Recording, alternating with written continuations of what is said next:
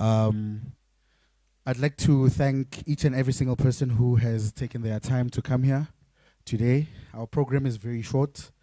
We're not going to dilly-daddle. We're not going to do a lot. The house rules are very simple. That's number one. Can we put our phones on silent, right on cue? Can we put our phones on silent?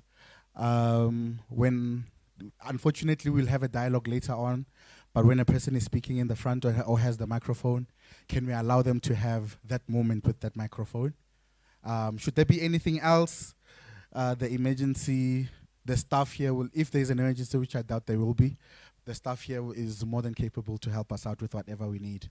Apologies for starting late, but that's the nature of the work that we are in. Let me start by welcoming everyone to this beautiful day. The MEC has spent 100 days in this department, and today we are going to have a highlight of the work that she has done over the past 100 days.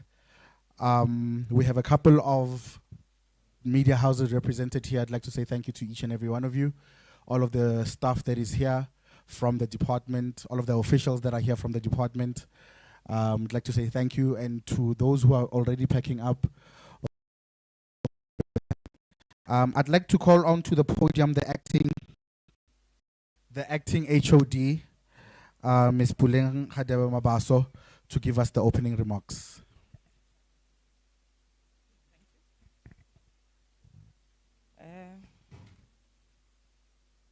Thank you very much. Good evening, Honorable MEC, members of the media, editors, journalists, colleagues, ladies and gentlemen. It is an honor to welcome you all to this important media engagement session. We deeply appreciate your presence here today as we reflect on the first 100 days of MEC Tasneem Motara in the office and the department's ongoing commitment to improving the lives of people of Gauteng. You are not just observers, you are partners in shaping the narrative, holding us accountable, and amplifying the voices of the people we serve. This partnership is essential to us as we strive to meet the housing needs of our citizens and create the future where every resident have access to secure, dignified housing. Today, we aim to do more than just report back on the progress of the past 100 days. We want to create an open dialogue where your questions, insights, and feedbacks can help shape the road ahead. Together, we can build the foundation for continued collaboration and ensure the needs of our communities remain at the forefront of everything we do. During today's session, you will hear more about the key achievements, the challenges we have faced, and ongoing projects and initiatives designed to improve housing and creating sustainable human settlements across Gauteng. We are committed to transparency and will ensure that all relevant information is shared with you, allowing you to inform the public and engage in meaningful discussions on these issues. With that said, we have an exciting and insightful program lined up for you today, where we will unpack the key insights or the key highlights of the first 100 days and share important updates. Thank you once more for your time, your presence, and your invaluable contribution to keeping the public informed. I thank you.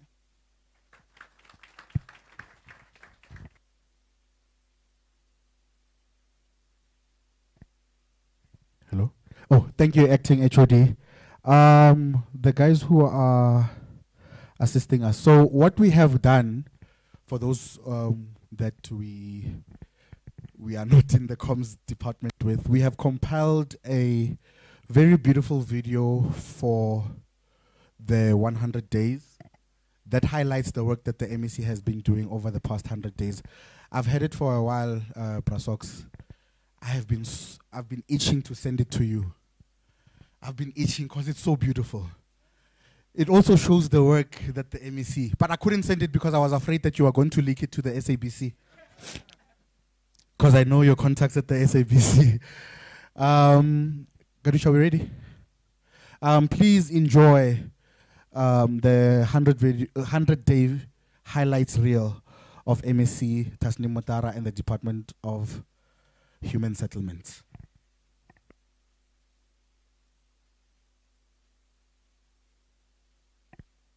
This year, Gadusha, before we turned 35. Oh, sorry, that doesn't apply to you.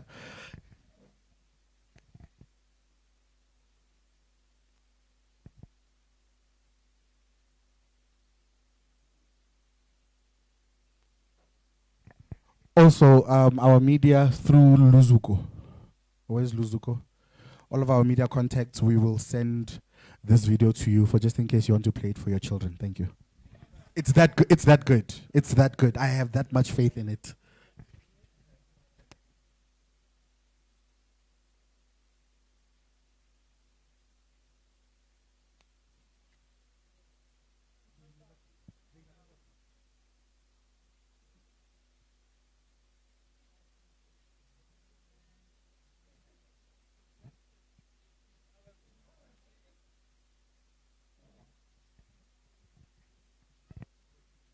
Kadusha, if you don't have a DJing degree, the MEC actually does. She has evidence of it, so she can help you with it.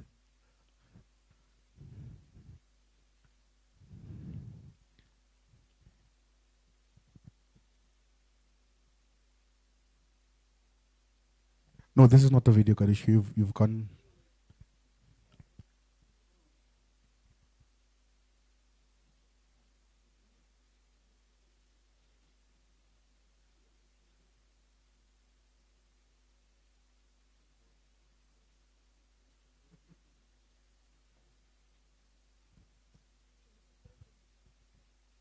Oh yeah, let's rather do it that way. I think whilst Kadusha is still trying to get his honors in sound engineering, I think then it would be proper for us to then get a view from the MEC. I had wanted the chief of staff to come and introduce you, even though he's not part of the program. But he always says no to me, like you. So I always have these great ideas, and people just say no to me the whole time. So let it be this way. Gadush, you can keep working on it, my brother. The MEC will come up, and then we'll try again when she's done. It is my distinct honor to introduce. I'm being biased. The best MEC this country has ever seen. I'm not going to give your CV. Your CV is already on the profile. We call her Tiny Mega because she might be small, but everything that she does is a mega project. The MEC, the Honorable MEC of the Department of Human Settlements, Ms. Tasneem Motara.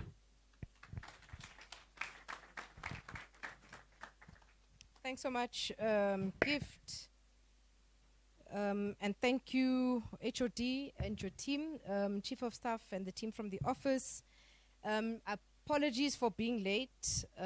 We play numerous roles, and in between, we get called to do all sorts of things that are unplanned. But I'm told that you, members of the media, have been here for quite some time. But you've had an opportunity to interact with the team. You've also had an opportunity, I'm sure, to get a sense of where we are, what we're doing, what our plans are going forward. So thank you so much for having spent all this time with us. Let me also thank you for making the time to join us as we reflect on the first 100 days of my term of office as the MEC of the Gauteng Department of Human Settlements. Of course, to echo what the acting HOD has said, it's not just a milestone, but it's also an opportunity for us to strengthen our relationship with yourselves. You are definitely a vital partner in the work that we do. You are helping us to be transparent, accountable, but also communicate and engage with our communities. So for us, it's crucial. For me, it's crucial because you definitely also serve as a bridge between government and our citizens. Through your reporting, we may not like how or what you report on, but of course you also have a bottom line to chase, but it does allow us to highlight the work that the department does, but also inform and raise questions that ordinary citizens often have and they're not able to ask us directly. So it's a symbiotic relationship. It's essential for us to foster a culture of accountability, but also responsiveness within our government. I think your platforms definitely, if we use them better, they can definitely share our successes, our challenges, but also our future aspirations. And together we can amplify the voices of our communities and ensure that the needs of our residents are prioritized. So what have we been doing since the start of the administration in the past 100 days? Essentially just really getting to understand what are the big problems, and I'm sure you want to know what are we doing on Montrose. I'll touch on it a bit. But just looking comprehensively at what are we doing per development corridor, what are we doing in the south, in the west, here in the central corridor, but also in the east and the north. And of course, those have been also buttressed by a lot of significant activities that have taken place over the past 100 days. One which we had participated in today, which was the handing over of title deeds. But today I also had an opportunity to hand over certificates to beneficiaries who form part of our Rapid Land Release Program. So the Rapid Land Release Program is a program unique to Gauteng. It's not practiced anywhere else. And it's really where we're giving an opportunity to the missing middle to build for themselves, but we sort of meet you halfway by giving you stands that are serviced. So we've been able to hand over just over 4,000 title deeds over the past 100 days. And for me, it's not just a statistic, but it represents how we change people's lives. And also a very big question, which is the security of tenure. The restoration of dignity to citizens, but also just being able to ensure that through this process, they are secure of an asset, not only for themselves, but for their children and even generations later on. So these events, and I think 2 weeks ago when we were handing over a large amount of title deeds, about 1,900 title deeds on one day, I was asked on social media, so this must be a PR exercise, why do you speak about it, etc., etc. But the reality is that we hand over title deeds every week, and we're going to resuscitate just communicating about the handing over of title deeds. My predecessor introduced and launched Title Deed Friday, and going forward, we're just going to resuscitate that campaign just so that you are informed of even the 10 title deeds that we hand over in a small community that may be insignificant to many of us, but play a very significant role in the lives of people, those that they touch and those that they change. So I've had interactions with all municipalities, some not nice, some nicer than others, because a lot of what we do depends also on municipalities. For you to be able to build anything, even if it's you building your own home, you need to work with the municipality to approve it. Government is no different. So we have to work with municipalities, and our ability to spend or our ability to implement the work that we do does largely depend on the capacity in municipalities. And of course, the capacity of municipalities has come into under the spotlight and into question over the extended period. Of course, stability is one area that is a big challenge for us in municipalities, but just the internal, whether it's technical capacity or administrative capacity for municipalities to do what they're supposed to do. I often say that these days there's very little difference between a metro municipality and a local municipality. Municipalities are extremely constrained budget-wise, funding models, over-regulation, etc. I mean, the list is endless, especially if you listen to what municipalities and leadership of municipalities say. But the fact is that we have to work with them, and if it means that We also hold their hands through processes that ordinarily they're supposed to lead. We are prepared to do that. So let me speak a little bit about, so we've got mega projects. Our mega projects, again, spearheaded here in Gauteng. It's multi-typology housing developments, really anchored by private sector developers, landowners who come to the department, of course, through a process, and indicates that they're willing to partner with the department to develop those into mega projects for housing opportunities. So we subsidize the RTPs or the walk-ups, and subsidize other aspects of the building, of the development of mega projects. But the private sector, the private partners have a role and responsibility to play as well. They must assist us and develop either social or economic communities in these mega projects. We do have a long way to go in trying to work out what is the best way to do that, because there's line function departments that have a responsibility to play as well, Department of Health or Department of Education. But we also get from the private sector bonded homes. So you have a real mixed-use development, and those they build and sell to those who qualify. So it's really, it really gives impetus to the meaning of a new human settlement post-apartheid, where people of diverse backgrounds and even across the economic divide reside in a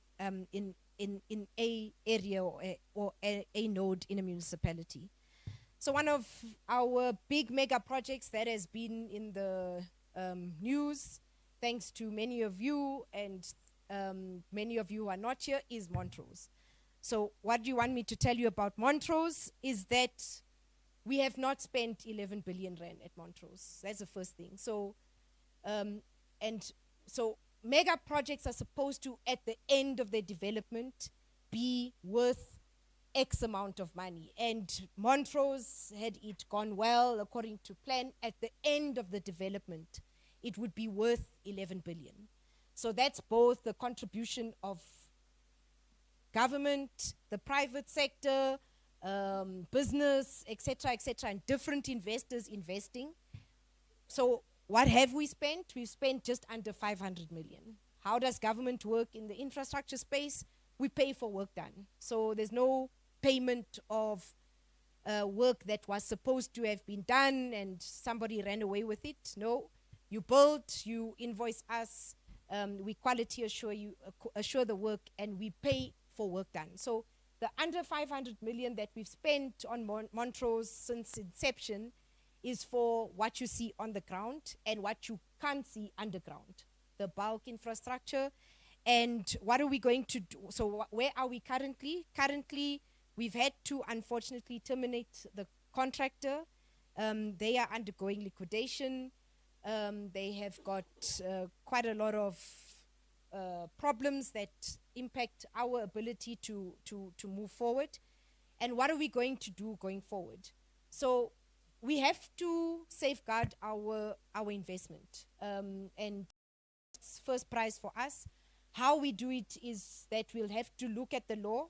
We'll have to work within the law and negotiate a way out of making sure that we safeguard the current investment and then continue, because that's it's meant to be one of our biggest developments between ourselves and the municipality out in the West Rand. They still want the mega project, and we do too. There has been a lot of work done. There's been a lot of communication and interaction, so we do need to be able to salvage it. But please, if you can, just correct the narrative that 11 billion, somebody ran away with 11 billion. It's not true. I think in the year, we've never had 11 billion. So in a good year, we get about 4 billion rand over grants as well as equitable share. And some of it must go to employees, other things must go to all sorts of things that we're responsible for doing. So we spend about 3 billion over the different types of grants in a financial year. So there's never been 11 billion just to be able to spend on one mega project. But in the 100 days, we were also able to table the 24-25 budget. We also there again confirmed that just over 3 billion is what we've been allocated. We're looking to increase it, but we depend largely on what the national fiscus looks like. So again, there's a lot of noise about the fact that we'll never reach the we'll never reach what we're supposed to reach in terms of the backlog on housing. Never is a long time, I'd like to say. But the fact is that we build according to what we have and what we've been allocated. We know upfront from national human settlements what we have to build over the next 5 years. Each province knows what they have to build. And should the economy do well, should the fiscus improve, it will definitely see an improvement in the spending in the social area. We've improved our audit outcome. So again, my predecessor, when he arrived 5 years ago, the department had a disclaimer, and I think it had a disclaimer for about 2 or 3 financial years. And we've been able to move from a disclaimer to an unqualified audit. And that means that the team working on that has been extremely dedicated, hard at work to be able to reach those improvements. We still have a lot to do to continue to improve, and we will, working with the team, and I believe that they are dedicated. There's been a lot of, investigations. There's been a lot of just cleaning up of the environment, which has to continue, and definitely working with the staff who are dedicated to really deliver and do things properly. We are on a trajectory to improve our audit outcomes even further, and hopefully before the end of the next 5 years get a clean audit. A big sore point for me, I arrived in the department, I think 2 weeks later, I was on a poster apparently selling houses. So it's a big issue, a lot of fraud, a lot of corruption, and we working with the law enforcement agencies. It is a slow process, and I think the biggest challenge is those who have been affected by fraud and corruption in the space are very reluctant to come forward to say, yes, I paid somebody 20,000 rand to get a house, and these are the details, and now the person is gone, they no longer answer my calls, etc. So it's a battle we have to be able to fight together. A lot of scams, a lot of, and we all get affected by it. Somebody claiming to be working in the MEC's office, or the MEC to be the MEC herself. And unfortunately, because of the vulnerability of citizens, they fall prey to it. Because people are desperate, they're looking for a quick way to resolve their issues. But like I said, I think if we strengthen working on that together, we'll be able to at least see some type of movement in terms of law enforcement, investigation, progress, just to clamp down and come hard on corruption, on scams, on fraudulent activity, all in the name of either selling houses or selling your position on the list, bump you up 50, 500, you are now no longer 1,500, you can be number 1 tomorrow. But I think that, like I said, it needs all of us to be able to consistently educate and communicate what to look out for, because the truth is, even the most educated or the most exposed do fall prey to scams. There's a huge SARS scam currently, and it affects a lot of people who are generally unsuspecting, and there's a lot of those in our community. So yes, I've worked with all the municipalities. We've had an opportunity to interact with the National Department of Human Settlements. We've had an opportunity to make input into some of the policy reforms. A big area of policy reform, or let me say legislative reform, is the PI Act. It affects us extremely badly here in Gauteng. We have lots of land invasions. After 48 hours, we can't move people. What do we do? So we're looking forward to those reforms, of course, spearheaded by National, but we will definitely make a vast and great input because they affect us badly. And yes, we do have a big backlog, a huge backlog of houses, 1.3 million, growing every day because people apply for houses every day. But we endeavor to build what we are meant to build. And I've said to the team that while we definitely, in my life, I'm not going to build 1,300,000 houses, but if we've been given an allocation and funding to build 10 houses, let's build the 10 houses. Let's meet at least at the very minimum, the bare minimum, what we are supposed to do in a financial year consistently. And if everything goes well and like I said, the economy grows, the fiscus strengthens, we'll get more money, it will come into the social stream of government, and we'll be able to bump up the numbers. It's a huge task, but I think if we can just commit to building what we are supposed to build every year, because we've been given the money to do so, that for me would be would not be first prize, but would be close to it. Thank you very much.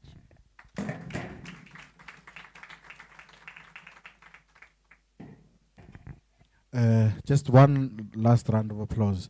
I mean, you know, one of the things that really stressed me out all the time is that I see the MEC almost every day of my life. And with her small stature, she is able to memorize all of these things. She goes into a meeting, writes it down once, and she never forgets it. So it's one of the things that I really do appreciate. Thank you so much, MEC, for giving you. Thank you for making me write that speech that you didn't read. But in the main, Gadush, are we ready? All right. Colleagues, please enjoy the... Did you test it? Okay, let's try. Press play.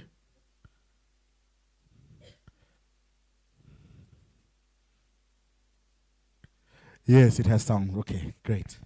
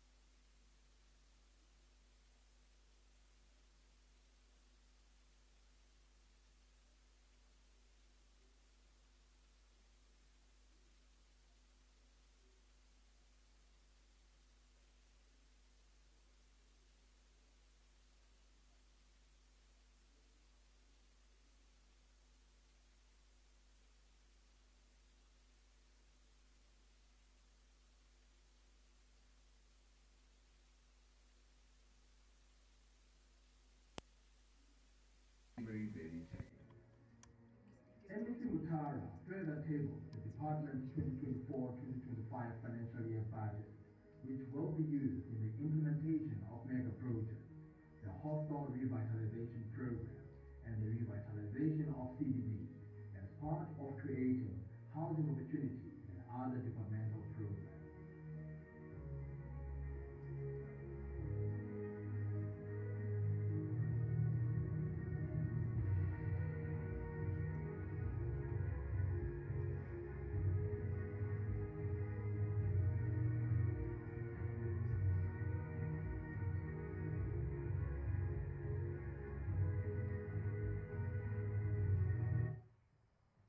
That's it.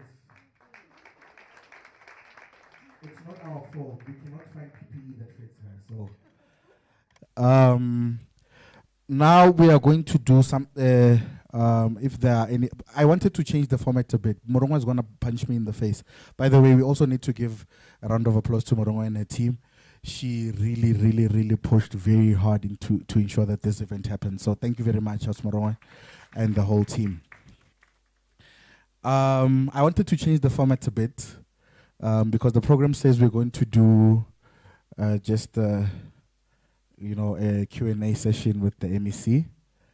But the MEC is here for the next few hours. I mean, if we really did try, we could probably get her here until tomorrow morning.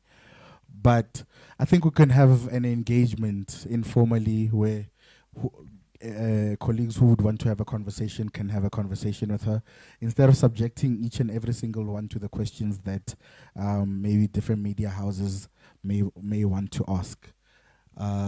Is that fine, MEC? Yeah. Asmoronga, please. If I come to work with a blue eye tomorrow, know who did it. Is that fine with the journalists, where we can have just sideline one-on-one conversations with the MEC? Is that fine? Is any objections? Going once? Prosox? All right. All right. Please allow me to welcome the Chief Director of the Communications Unit, Mr. Tahir Sima. He's also one of the guys that, I think when he was young, he was probably, you were a class captain, eh? Yeah, he was probably a class captain. He does everything like a class captain. Please welcome our class captain, Tahir.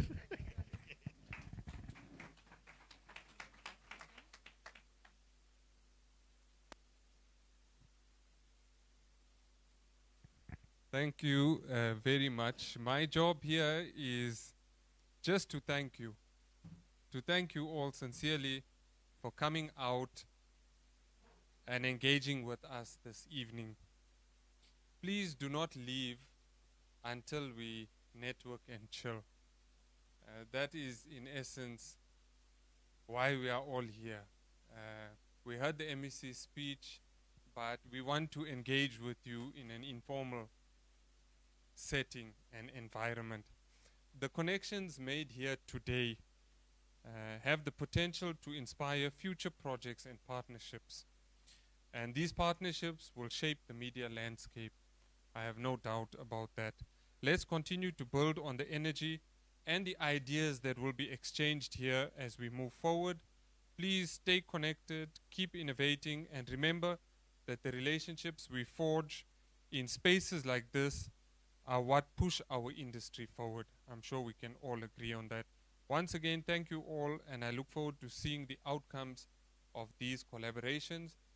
But before I step off, I must also share with you any and all budding entrepreneurs. We've got opportunities for you as well.